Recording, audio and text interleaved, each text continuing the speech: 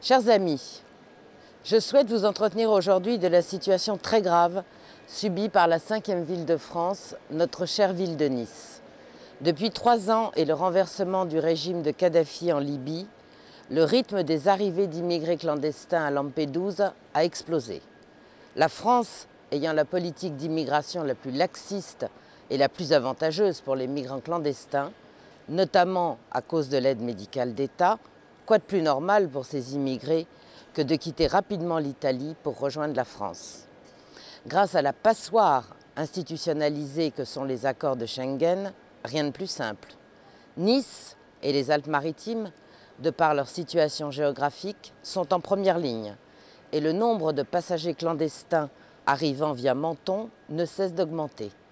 Il serait aujourd'hui plus de 1000 à franchir la frontière chaque semaine.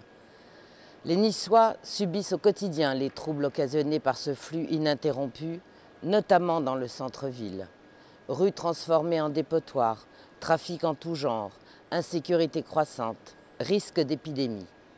Ces risques d'épidémie, longtemps niés et qualifiés de fantasmes par les chantres du multiculturalisme, nous frappent aujourd'hui de plein fouet, avec le développement de la gale en France et l'arrivée d'Afrique du virus Ebola. Le risque sanitaire est réel, notamment pour les fonctionnaires de police et pour les douaniers. À Paris, un poste de la police de l'air et des frontières est actuellement fermé pour cause de désinfection, tout comme à Nice, des policiers doivent être envoyés en renfort pour faire descendre les galeux du TGV. Mais nos dirigeants continuent de nier la réalité et de tenter de la dissimuler.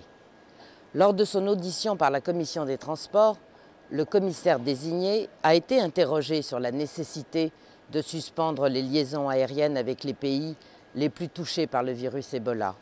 Violeta Bulc a répondu de manière définitive et sans autre explication, non, il ne faut rien fermer. En réalité, vous le savez bien, ce problème concerne tous les Français et ne peut se résoudre seulement au niveau local. Le député maire de Nice, Christian Estrosi, et son ami Éric Ciotti, président du Conseil général des Alpes-Maritimes, n'ont de cesse de gesticuler, de créer des observatoires d'observatoires ou des commissions pour observer ces mêmes observatoires. Pour observer l'insécurité croissante.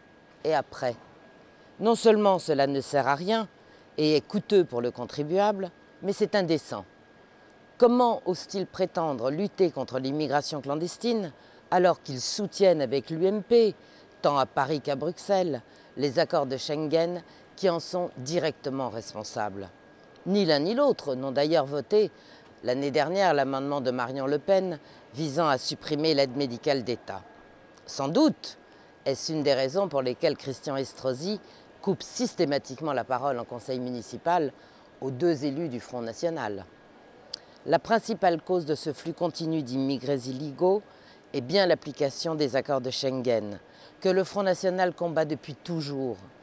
Loin des gesticulations de l'UMP et de l'angélisme des socialistes, la seule solution pour protéger les Français de ce fléau, c'est l'application du projet du Front National porté par Marine Le Pen.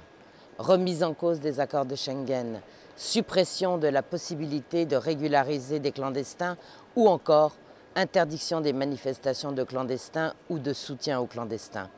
Seules ces mesures fortes permettront de protéger notre cadre de vie, la sécurité et la santé des Français et donc des Niçois.